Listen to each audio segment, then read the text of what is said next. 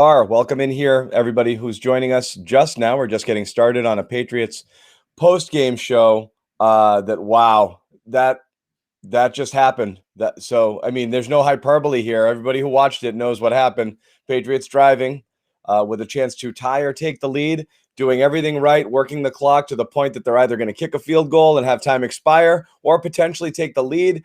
A great play there with Cam Newton gaining some yards, and then boom. Ball gets punched out, laying on the ground. Bills recover, ball game over. And without hyperbole, Evan, I think you can say season over, all on that one play. So a lot to take in if you're a Patriots fan here. So first, just react to what we just saw. Just brutal. I mean, just a gut punch for the Patriots. Finally, I thought in that second half, the first half was exactly what we saw from this team the couple of weeks prior, right? Just sloppy execution, penalties setting them backwards offensively, suspect play calling, just giving up in situations, 3rd and 12 handoff, 3rd and 20 handoff, onside kick to start the half or whenever that, I think that was early second half. Just weird is I think the best way I would put it for a Bill Belichick coach team. And then finally they get back into a rhythm offensively. They're doing things that Cam is comfortable doing, play action from the gun, using him as a runner, moving the pocket, throwing comebacks on timing routes on the outside instead of the inside. All the things that we discussed all week long, it's all clicking. And then ball security, right? And turnovers. And that's something that they've talked about so much in these press conferences that were available to us. Bill Belichick harping, don't turn the ball over. Let's see what we can do offensively if we just play a clean game without any big penalties or without any big turnovers. They made it all the way down to the last play, basically, of the game before they turned it over. And just a gut-punching, now sort of season-altering loss, I would say, that everything sort of kind of looks different now from this point on just because of that one play. Yeah, Evan, not going there yet. I'm going to quickly tweet out the link to people here and our followers, just in case you're watching or people to hear. But Evan, let's just keep talking about it. This was an interesting game in the sense that it did look and resemble in many ways the 49ers game, certainly for just how the Patriots defense got worked here. We'll get into that a little bit better, but it feels weird to draw any moral victories off of a game because this isn't some team that you're, okay, it's the Patriots. You're supposed to win games. But I thought Cam Newton was considerably better, and the offense looked a great bit more functional, even, short their two, at least in name, best receivers. Yeah, that was at least something positive. And I think when you can see from that second half, and I'll write a little bit about this, is just how they were able with play calling to get back to things that they are comfortable running and what the guys they have out there doing are, with those guys that they have, getting into 21 personnel with Damian Harris is a great call. Obviously, that's a situation where everybody feels comfortable. They feel comfortable running it. The back feels comfortable carrying with the fullback in front of him, all that kind of stuff, a comfortable play call. Then once they started to get to the air, they did kind of get into more shotgun stuff. I've been talking a lot over the last couple of weeks about how much Cam Newton has struggled from under center play action, under center play calls, throwing the football. It just isn't his game. And so what they finally are able to do is when they do go under center, they're moving the pocket. It's bootleg action instead of it just being a stationary turn your back to the defense and throw. And then when they did want to get into more of a play action look, it was out of shotgun. And then they obviously got Cam involved as a ball carrier. It just everything that you saw, it just continuously is a positive from this offense in that second half. And I think if you punch it in there or if you get the game into overtime, we're discussing, hey, this offense looks okay. They finally woke up a little bit. The play calling is finally marrying to the personnel and making sense. And I think the biggest thing that really irks me, though, is that this game did not need to be this close if they had called the first half differently. If they weren't so damn conservative in the first half, if they weren't running the ball, on every single first and second down early and running the ball on third and long and second and long, and they're not punting in the opponent's territory on a 4th and 6 like they did, all of those things, or the end of the half situation where there's 12 seconds left and they decide to kick the field goal on third down instead of giving them a chance to convert a touchdown on third down and then kick it on fourth.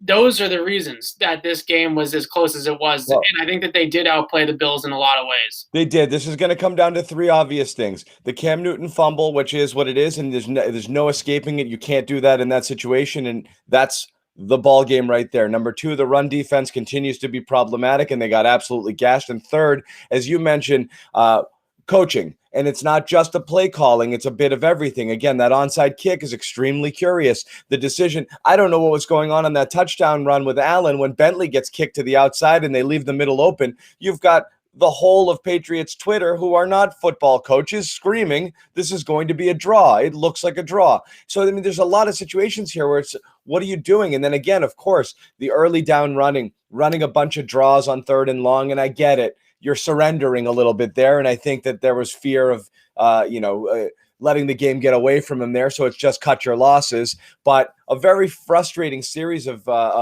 calls and decisions throughout this game.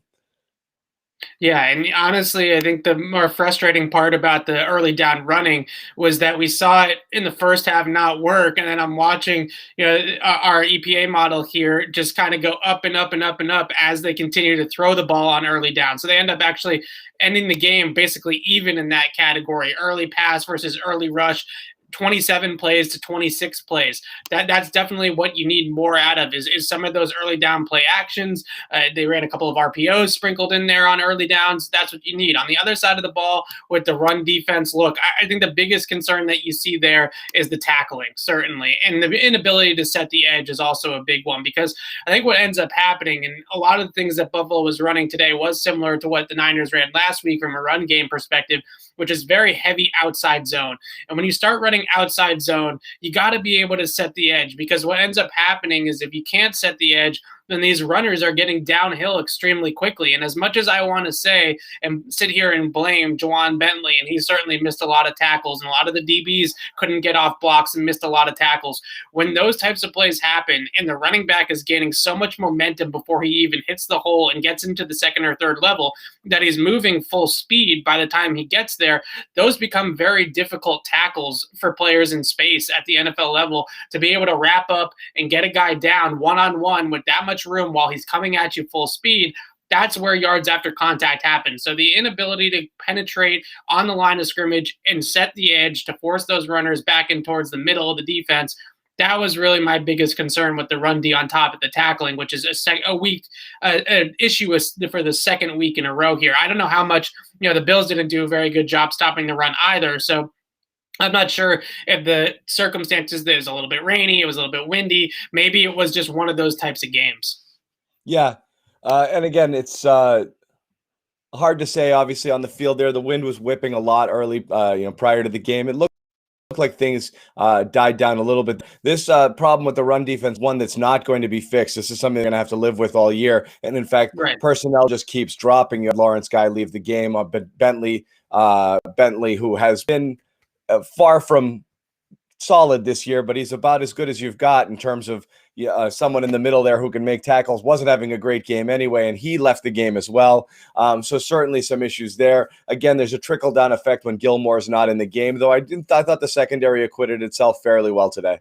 Yeah, the secondary played fine. Josh Allen actually, his production was pretty negative on the whole, and that interception, obviously, to J.C. Jackson is going to hurt it.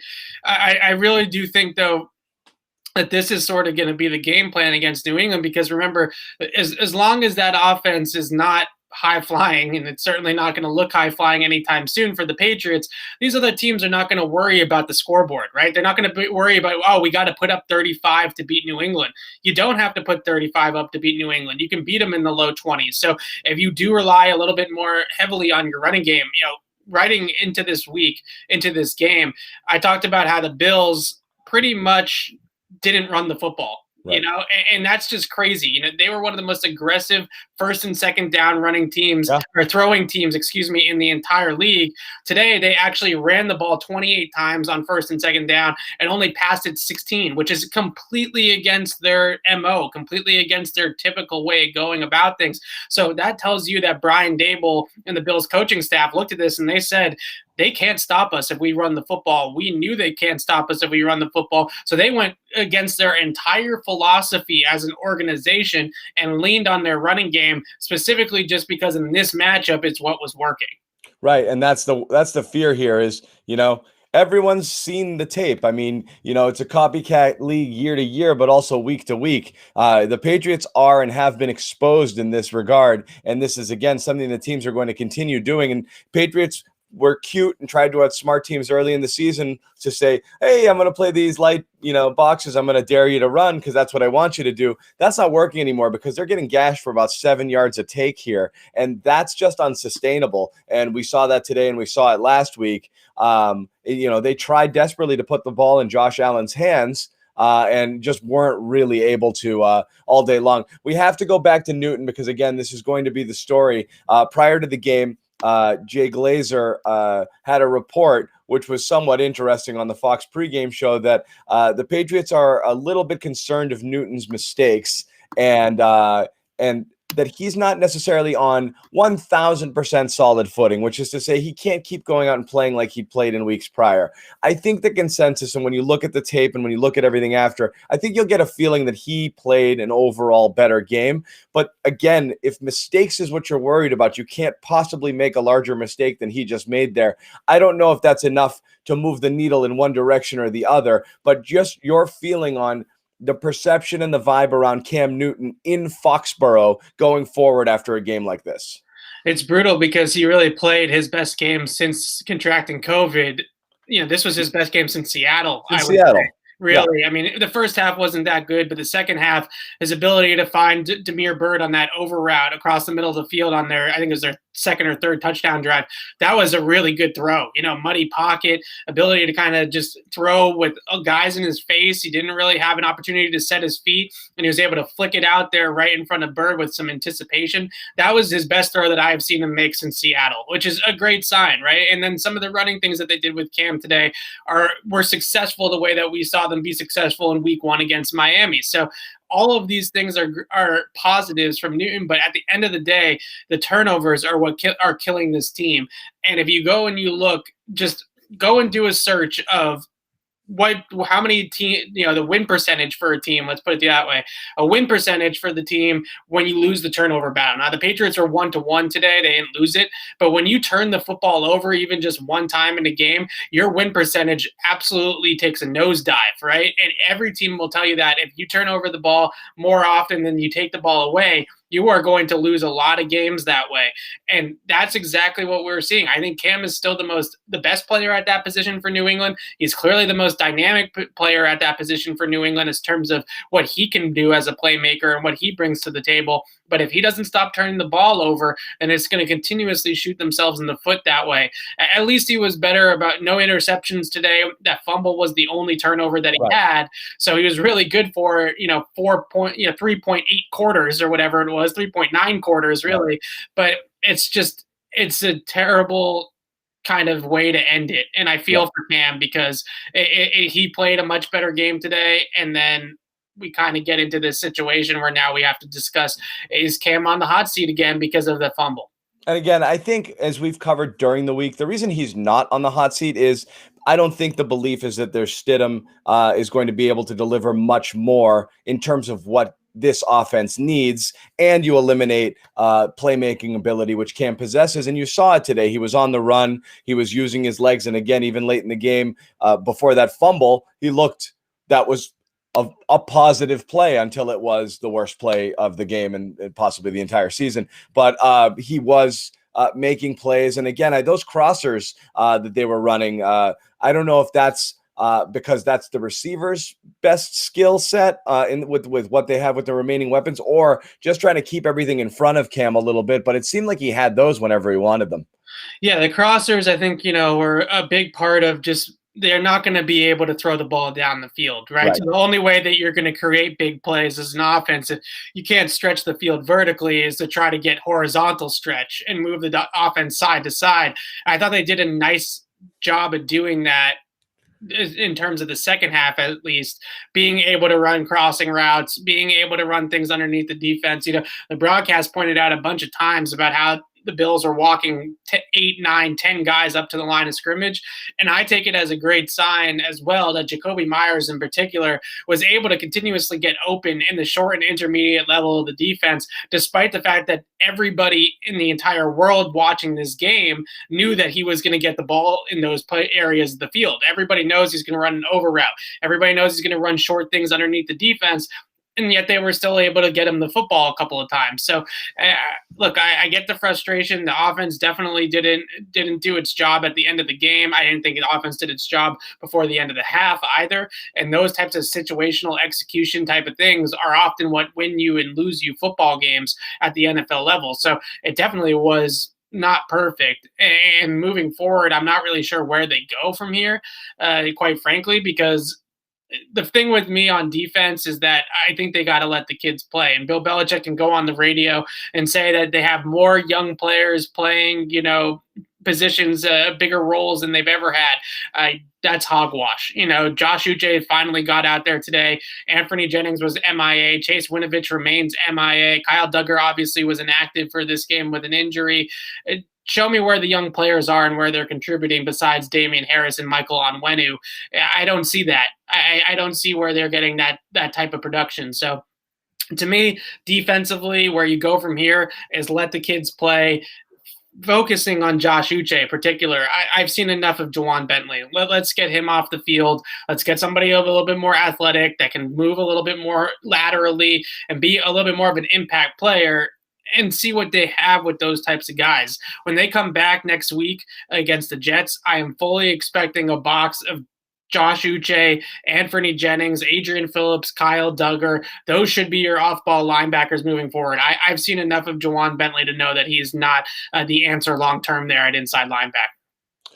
And yeah, sorry, Evan, I made you go away there. That was not my intention. We need you. Again, this isn't that team, and it's not the same comparison. I'm going to date myself here, but in year one of Drew Bledsoe back in 1993, that's the vibe you had at the end of the year. Obviously, you've got a franchise quarterback, but the kids start playing. They're playing late. They ran off 4 straight wins. You feel a little better about it. You are right. At a certain point, when you're not super worried about wins and losses, it makes sense to, give the ball to Damian Harris 20-something times.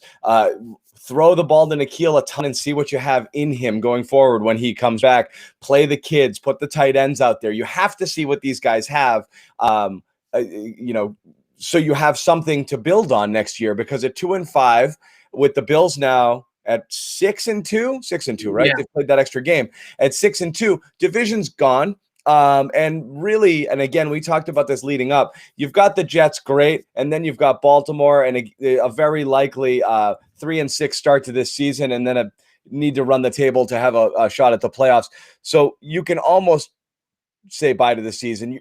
I don't think they're going to do it yet, but you would like to see somewhere in those last 4 or 5 games kind of empty the bench sort of scenario and see what they have. The bigger question, the more immediate one, is we've talked about it coming in, and it's going to be all we're talking about probably starting now up until Tuesday is the trade deadline and what to do here. And I think your stance is going to be the same, and I share this.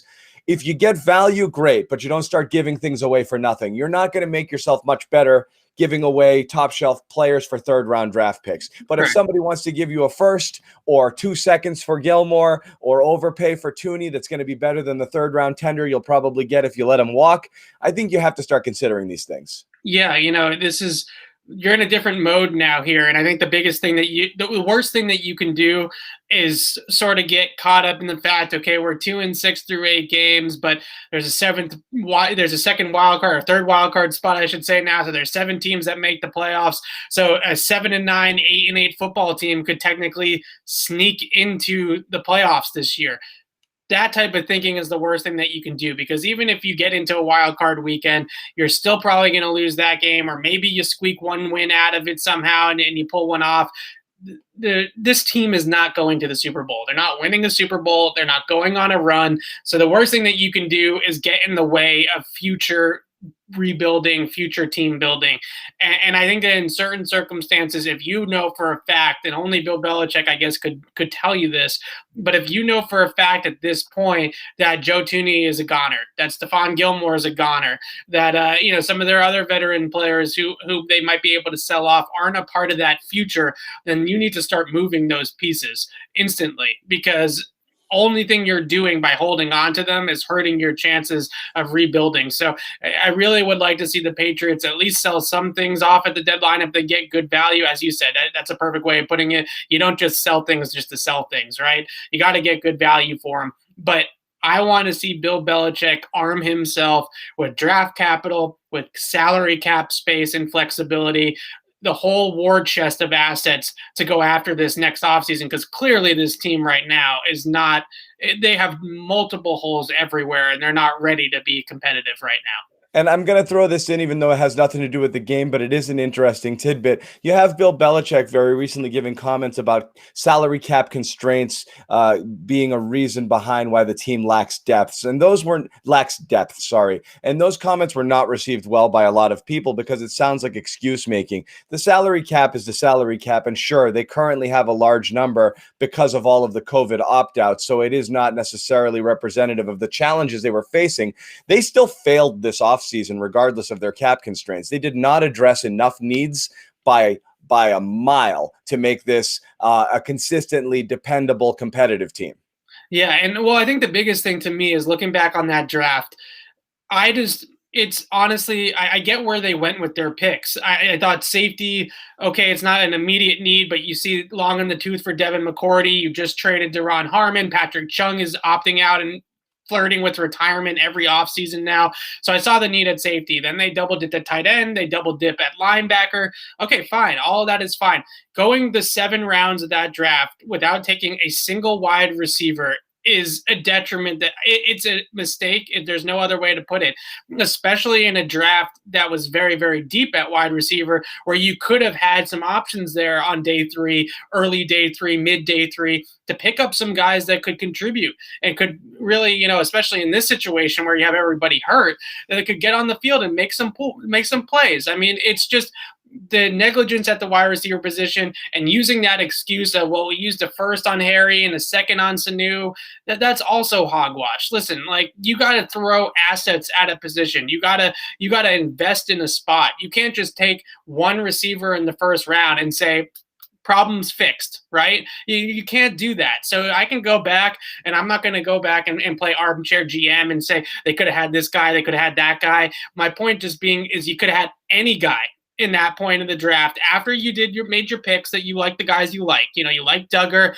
you like Uche, you like the tight ends, fine. Go ahead and take those guys. But then after that point, you should be investing in the wide receiver position. And the fact that they didn't take multiple wide receivers in last year's draft and the draft before that shows you why they have so many problems, because they're putting all their eggs in one basket. And that's really, it's painful. And that's the thing is, I mean, look, they're not the only team that misses. Plenty of teams miss, and this happens. So it's an unknown. Okay, you can criticize the Harry pick all you want, and everybody has and will probably continue to. But again, you're right, is you have to recognize almost right away that didn't work. I don't know if this is the thing, so we got to keep going. We got to keep addressing it. And you don't want to play armchair GM, I will. Right before they pick their pick in round 1, you could go up one spot and take Justin Jefferson, who's don't even get me started on that. Who looks exactly like the type of receiver that you want on your team, and it fits their offense as well. The type of player that he is. And if you didn't want to take Duggar, again, below that, there were other. Again, you could have stayed put. And Ayuk was there as well, and again, same school as Harry. And we've talked about this leading up to the week. A guy who does a lot of the things they thought maybe Harry was going to do later on in that draft in the second round. Instead of Duggar, you have Claypool, you have Chenault, you have other guys who are making impacts on competitive teams or teams that showing early that they're going to be able to be competitive in this league, where you don't really have that right now. You've got Damiere Byrd with his Damiere Byrd. You have Damiere Byrd, but again, you have Jacoby Myers with his 4.63, second slowest 40 in the combine 2 years ago, and Harry with his 4.59, not too far behind, obviously not playing here. you don't have the type of weapons that you need to be able to move the ball up and down the field. And the weird thing is that Jacoby Myers is probably the best of the bunch right now. By far. It's amazing. He's He's a not only technician. open, Evan. He's open by 15, 20. He's open by 5 yards every time Cam throws the ball. If you could, the thing that's sad about it is that you can go and you can put Jacoby Myers in a productive offense, but if you are unable to put that hierarchy there, right? If you can't build with a number one guy or a number two guy and then a Jacoby Myers, you're just putting way too much on Jacoby Myers' plate. So I just went back and looked at the 2020 draft, and if you just look at the wide receivers that they could have had on day 3, guys like Devin Duvernay or Donovan Peoples-Jones, the list, Tyler Johnson, who's balling out with Tom Brady in Tampa Bay. That list is pretty long of guys that they could have just taken a flyer on. I love the offensive line depth, but let's look at the kicker in the 5th round. Let's look at Cash Malawia at linebacker in the 6th round. What are the point of those picks, right? When all these wide receivers are sitting there, you need wide receiver help. And again, it's a very difficult science, the draft. And I'm not going to sit here and say that I know better than Bill Belichick about the draft, and nobody else should. But because it's a difficult science, you have to take multiple bites at the apple. You can't just take one swing with N'Keal Harry and say, well, we tried. We drafted a guy in the 1st round, and now we're done. So I think that's the biggest. And you know what? They did it with Harris, okay?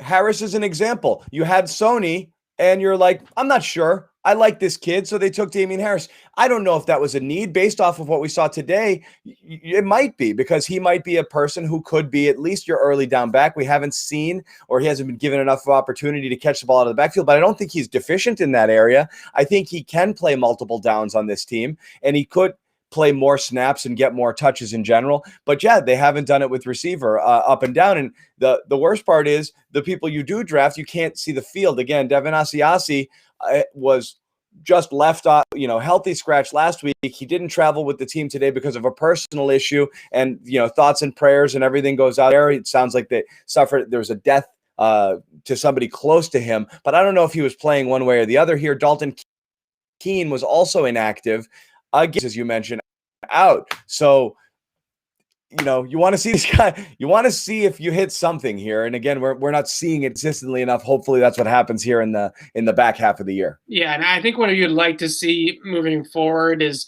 from what I understand, Bill has kind of taken an approach with the draft where he has his college scouting department and Nick Caserio and those guys basically handle the draft from the day that the last draft ends all the way up until the Patriots season ends, whenever that comes. And then at that point in time, he sort of takes over the draft process. He reads all their scouting reports. He sees their boards and how they have stack players. And then what's happening, from what I've been told and others have been told, is that Bill gets hung up on guys. He gets really latched onto guys where he says, okay, Kyle Duggar, I love this kid. I saw him down at the Senior Bowl. He balled out down there. He's got great tape, even if it's at the D2 level. This is my guy. I'm taking him, right? And that's really what we've seen throughout the last couple of drafts, is that Bill, when they made the Georgia picks, for example, Isaiah Wynn and Sony Michel, what they sold us on that was, these are 2 players that have played in the college football playoff, the SEC championship. They've played their big-time schools, big-time programs, and big-time players in big-time games, right? That was what they sold us on. Okay, but what did those guys do on the field? What was their evaluation? What was their athletic profile? What was their future outlook? What position were they going to play? Where were they going to play in your scheme? It's got to be more. They said the same thing with Duke Dawson. Oh, well, he was at Florida in a great secondary with great people around him, and he knows how to play the game and all that kind of stuff. We can't have those guys anymore. They need guys that have talent. They need guys that have skill. And I think Isaiah Wynn was actually really probably the best out of the entire bunch. He's a pretty solid pick in actuality when you look back at it, but it's just that, coupled with the fact that this team can't seem to get them on the field and get them producing early on. Because you watch these guys, Uche is the first one that I've seen out of this draft class where he hasn't looked like the game is too big for him, and it hasn't looked like he's thinking too much out there. You draft a guy like a Duggar or an Uche or these rookie tight ends who are pretty good athletes that can run and can do some things, but they're thinking all the time. That's going to be a problem. That's going to be an issue. So I think that what we're going to see moving forward is it's not just about drafting. It's not just about player acquisition. they need to realize and refocus how they run their entire operation, because they're not going to have Tom Brady anymore. They're not going to have Julian Edelman anymore. Soon they probably won't have Devin McCourty anymore either. So this needs to be a younger team, and in turn they need to run the system differently because it's a younger team, right? And I think that's just the biggest thing, that most frustration that I have, is that they're still trying to do the same things that they were doing with Tom Brady, Right. and they were still trying to do the same things when they had the boogeyman last year, and they had a bunch of linebacker depth and a bunch of veteran players. And what happens? You watch Anfernee Jennings, you watch these guys, these younger players try to fill those shoes, and they're in cement because they're thinking too much and they have no idea where they're supposed to be going, or their responsibility changes, 2-3 different ways depending on the play call and depending on the way the offense moves and things like that. It's got to be dumbed down. It's got to be simplified for younger players, and they have to allow the talent on the team that they are drafting and they are developing to shine through over the scheme. And I think they've gotten too caught up in the minutia of the scheme lately, and that's, I think, an extremely frustrating thing to watch, because they knew that this was going to be sort of an overhaul. They knew that this was going to be a different quarterback. They knew that they were going to be implementing different pieces, and they've just until the second half today, it's been too complex. Well, what's most amazing to me about this particular rookie class, and the fact that so many rookies have been slow to develop and see the field, is that if you are drafting guys that are Belichick type guys and guys who you think played in big time systems,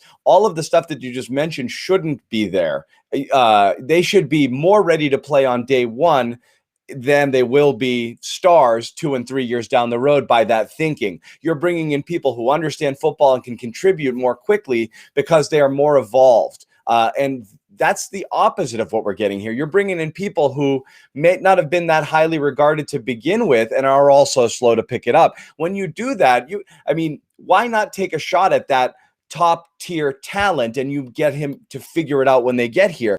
If your guys can't see the field because they're not getting it right now, that means you missed in 2 directions there. So again, it's easy to kill Bill. I don't want you to look at the chat here because there's a lot of people that want you to be general manager. No, you don't want that. Although if I was general manager, in my defense, then Lamar Jackson would be the quarterback of the Patriots. I'm just saying. Yeah. So that's the thing. We've talked about we talked about the coach, the players he wants to coach. He does have his guys who he looks at in the college ranks because he trusts their opinion. And those coaching buddies, he gets them on the horn. He says, "All right, guys, tell me about this kid." Right? Tell me who your kid is? Right? Who's your star? Again, the trade down in the first round to draft a D2 safety, those days are over. You can't do that anymore. You just can't. You can't do it. And I just, that's the frustrating part to me, again, is that they did not change at all the way that they were going to build this team and the way that they were going to do things based off of the fact that they lost Tom Brady in the offseason. Yeah. They handled the draft and everything else the exact same way. There's blood curdling rage on the chat board right now, and many people want their questions answered. And someone, Andrew, just said, "What's the point of the live stream if you want to answer questions?" So we will answer some questions here before we go, because this conversation we're having now, we're going to continue having without doubt, because again, the games may matter less as the weeks and weeks go on, and a lot of it is going to be about team building and what now. We're going to learn a lot about this team and its direction in a couple of days with the trade deadline coming on Tuesday. But for now, we'll just open it up. If anybody has any questions for Evan, by all means, just catch people up here. You saw the game. Patriots could have tied, could have won. Cam Newton dropped the ball a short while ago. Bill Belichick at the podium. I was watching that on the stream here. He endorsed Cam Newton for quarterback for the rest of the year unequivocally. So I don't think Bill wants to have this conversation. It's Cam, and here we go. And neither of us disagree with this move because he's really Evan, I lost you again, buddy. Evan will jump back in. We will take some questions. Andrew, I see you're saying thanks there, so we will take some of them. Why not start Stidham? Someone is asking because the season is over. Let me bring Evan back here. And someone's asking, why not start Stidham? We've talked about this, but why do you think not? I don't think he's ready to play. I think what you see with Stidham is going to be way worse than what you're seeing with Cam. And secondly, Stidham doesn't do any of the things as a runner that Cam does. So you're just getting caught into a situation where you got a drop back quarterback with no weapons. I mean, I don't see how Stidham is going to fix any of these problems. It's certainly not going to be an answer. I don't think for this team. If you're going to put a quarterback like Jared Stidham in the game, you better have some playmakers around him, because he's not individually a playmaker like Cam Newton is with his legs. So I just don't see how that fixes anything. This is a good question here about culture, Evan. We talk about assets. Okay, what is interesting here is Bill giving up on the season is something we've never discussed here. Okay, Yeah. This is a conversation that goes on in every city, in every sport at this time of year, because it makes sense. You give up on the year, the fan base is there, you're not going anywhere. You want something to happen. We've seen it. Both you and I are enormous Celtics fans. We've ridden along in tanky seasons with the promise of a new day and rooting for the kids, and that brings you joy. You're not worried about rings or championships here. You don't really have that with this team because there isn't a lot of up and coming right now. So the question is, what does this do to the culture here? Asked by Steven. If Bill throws the towel in, because you're doing this to people like Devin McCourty and again, James White, and people who have made sacrifices for you. They played this season with the threat of COVID hanging over them for you. You have other people considering whether or not to come back next year who you might need to bring back. And this is an important part of the conversation people aren't talking about. Do you lose Hightower? Do you lose Chung? Do you lose? I mean, Chung might retire anyway, even though he tweeted this week that he misses it. Do you lose everything you've built in a move like this? We've seen them trade people, but it was always one step back to take two steps forward. This would not be this scenario. This is a burn it down scenario. I think it's tricky because it's not necessarily about tanking or about trying to get the number one pick or anything like that. I think you do need to approach the season a little bit differently moving forward, in the fact that you are going to have to grow with the young players. You're going to have to let the young players make mistakes, right? And I think that's the biggest difference. It's not necessarily that you're going to try to purposely lose games or you're going to throw in the towel or anything like that. But moving forward, you have to see what you have with some of these pieces. So the options of, like, Devin Asiasi, when he gets out there on the field again, him just leaking out into the flat every single play, what is that really benefiting, really? So I think that's a thing that you got to look at, is that you have to try to unlock some of these younger players, allow them to be sort of productive or sink or swim. And that's what you got to find out over the next 8 weeks. I don't think it's about tanking for the number one pick. I don't think it's about, a culture thing. I think it's mostly about, you need to evaluate the current players on their roster, both rookies and experienced players, and say, who's going to be here with us in 2021?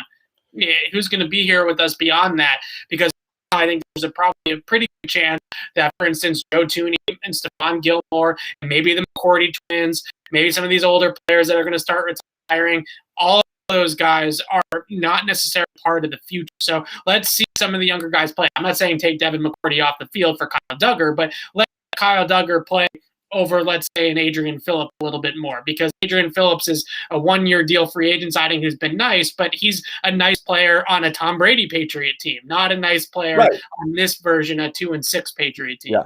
All right, we'll ask Leon here. Kamitsis, sounds like an Elena. What's up, Leon? Sounds like a Greek. Wants to know why Bill has such a tough time drafting wide receiver. And again, we've talked about drafting in general, about having guys that he likes, having people who speak well of those types of people, looking for certain traits that maybe other people aren't as focused in on. And then, as you mentioned, locking in on his guys. But why particularly wide receiver? To me, honestly, I think the reason why they've struggled at wide receiver is because they haven't really tried to draft wide receiver. If you just try to hit one guy at a time, I don't know what you expect is going to come from that, right? If you just try to invest 1 year at a time, every couple of years you sprinkle in a wide receiver pick, it's obviously not going to work out for you. I just don't see how the investment in the position is my biggest issue. Now, the second thing in terms of evaluation and what actually they're evaluating incorrectly. I think that what they're missing mostly with the skill players is guys that are actually going to have their athleticism and their explosiveness and their speed translate from college to the NFL. So at the college level with N'Keal Harry, he looks like a much faster player. Then all of a sudden, when you get to the NFL level, well, you can't reverse field at the NFL level anymore. You can't weave in and out of 8 guys on a screen pass and take it 80 yards to the house. That's nothing. The play that everybody saw on the draft tape when he takes it all the way across the field there, and everyone's like, ooh, and then you haven't seen anything close. How many times they run him on a jet sweep and he gets caught in the backfield or just for a 2-yard gain on the edge, and you're like, wow, he didn't run away from everybody. And they stopped doing that. He didn't have that game speed in the NFL. Right. So I think that's the biggest thing. You look at a team like Pittsburgh, and everybody's always like, how does Pittsburgh get all these wide receivers? I don't get it, right? You look at a team like Pittsburgh, the first thing that they prioritize, number one on their list, is translatable explosiveness. Is this guy's athleticism real?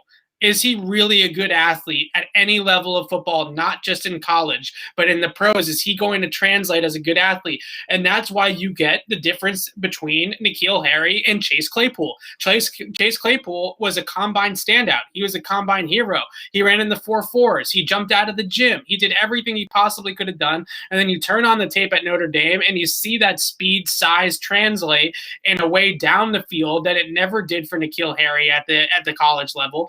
And it's just a entirely different evaluation process. So I think way too much is being put on character, way too much is being put on, okay, here are a couple of skill sets that he has, a couple of things that we could do, that we do, that he can do, yak, things like that, ball carrying. That's nice, right? That's good. But unfortunately, at the NFL level, to be an effective ball carrier after the catch, you have to get open and catch the ball first to even get into that point, into that phase of the game. So that's the biggest thing I think is looking back on their kind of misses at wide receiver in the past. It's been they've drafted good athletes, but not elite athletes. And it's not just athleticism, but you need to start to look for the fuller picture. All right. One other thing I'm going to talk here. We've got Mike over on YouTube. Any other city, Bill would be on the hot seat. Now, we know that's not the case here in New England. I will pose one question to you, though, Evan. You can't erase a track record of 20 years of not just miles ahead of his peers in-game decision-making, but also team building. And again, that's also with Tom Brady, which covers up a ton of flaws, and we've seen that over the years with some of those teams, but it still doesn't matter. Belichick has been able to find players all over the place. He's a great second drafter also with a lot of teams. Bringing in guys who were drafted with a high pedigree and other teams didn't work out, bringing them in, getting the most out of them here. How many people have left New England and gone on to sign massive deals elsewhere after they were finally put in a position to succeed because their previous home couldn't do that for them.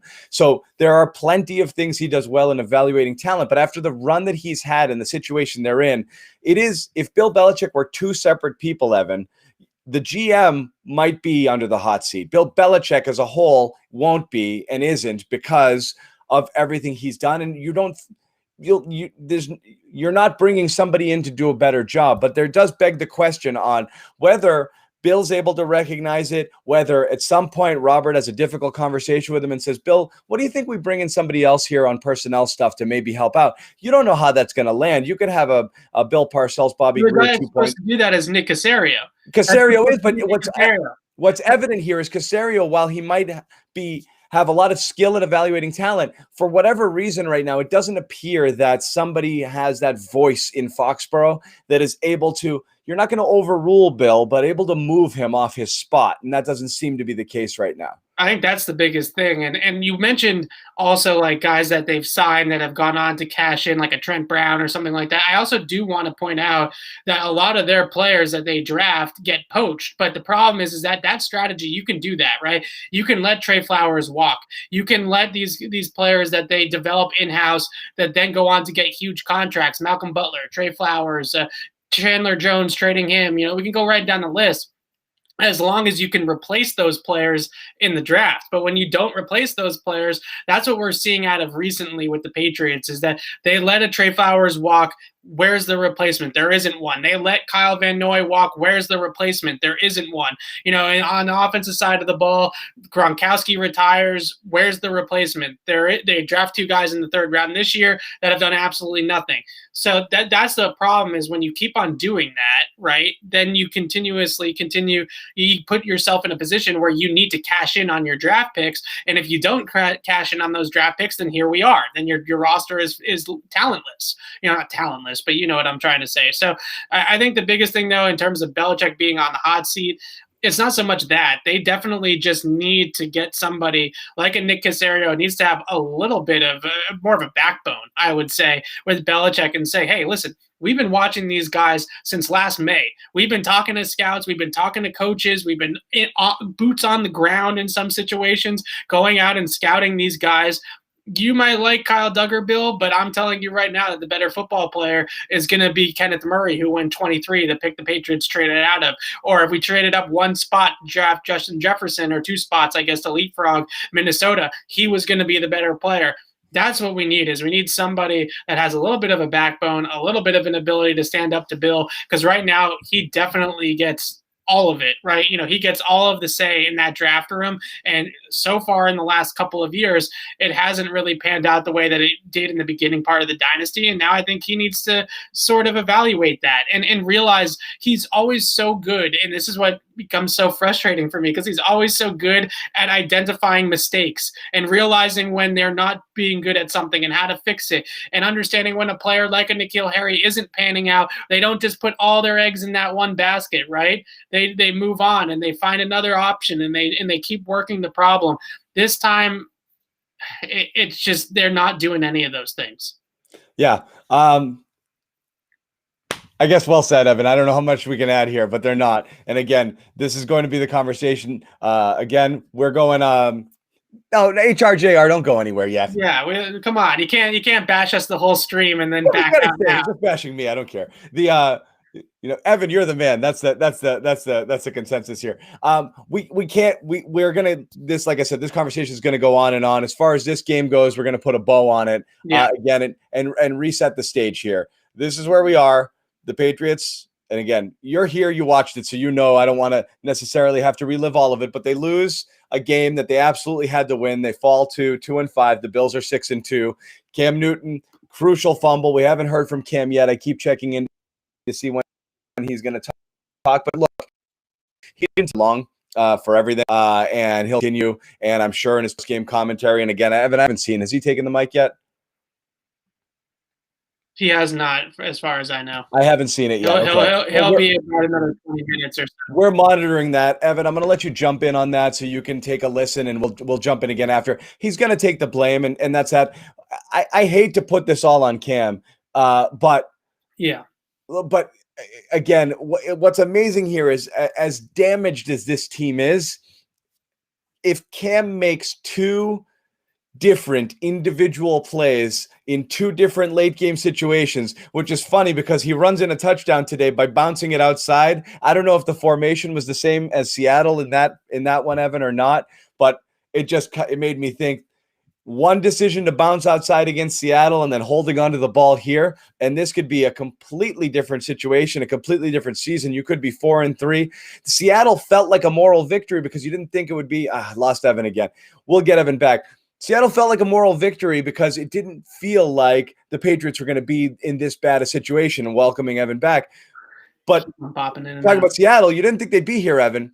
And so you felt good about that game, but now you look back on it like, like old Patriots teams, you could lose one you should have won and be like, what does it matter? I'll see you in the AFC Championship game anyway. But now all of these count, and you're going to be looking at individual moments and plays, and both of them are owned by Cam Newton at this point. I mean, I'm not going to put COVID on him, but I mean, the game he loses was a win. The game they lost against KC was probably winnable if he plays an average game. That's not on him, but the 2 other games, again, if Cam Newton makes different plays, they could be in a totally different situation right here. So just something for perspective as we talk about the situation that they're in right now. As bad as they've been, a break or 2, they could be 4-3 or better. And you're talking about ways to salvage this year.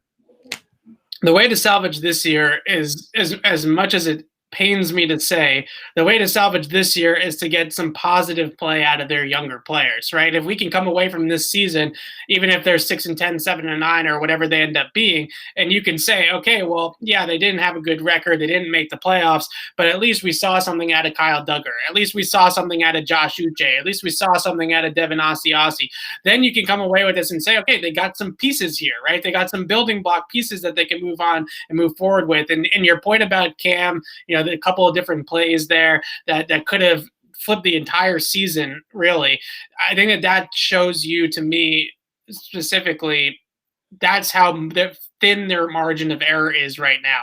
Is that one little play here, one little play there, those are the difference in these games 9 times out of 10. And I think what you saw in the Brady years is that if you go back through the Brady years, a lot of these types of situations, right, before the half situations or end of the game situations, that's usually their bread and butter. That's when they execute the best. And so many of these football games across the board, you can go watch the entire slate of games today. So many of them are decided by 1 or 2 little plays and situational football. 2-minute drills, 30 seconds left in the game. You have 1 timeout. You need to go 30 yards. Can you gain the 30 yards? And when you have a team that's struggling to put together consistent play and string together consistent execution, those plays just they weigh on you, and they just become harder and harder and harder to execute.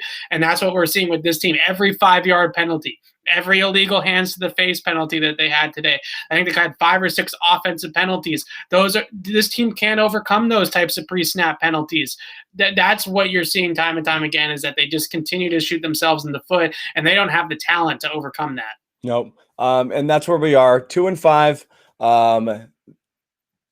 Jets next week. You're going to feel okay about that one. Baltimore the week after. That's going to be scary.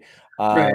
But that's where we are. We're waiting to hear on Cam. Evan, I'm going to let you go. Everybody here on the stream, thank you for joining us and hanging in. I know there's a lot of people out there definitely frustrated by this one. This was a real gut punch. This game was trending in a different direction late, and just that was it.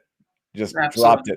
dropped it on the ground. So we'll wrap it up. Subscribe here for our post-game videos and all of our Patriots stuff and all of Evan's content on our Patriots YouTube page. So please subscribe there. You get alerts when we go live like this, which we'll be doing quite a bit. We'll do it again for the trade deadline and see what happens there as well. That's going to be a crazy day, obviously, election day as well. So I don't know how many people are going to be super concerned with the trades, but I'd imagine quite a few, actually. And follow us on CLNS Media. We'll wrap it up. Take care, guys.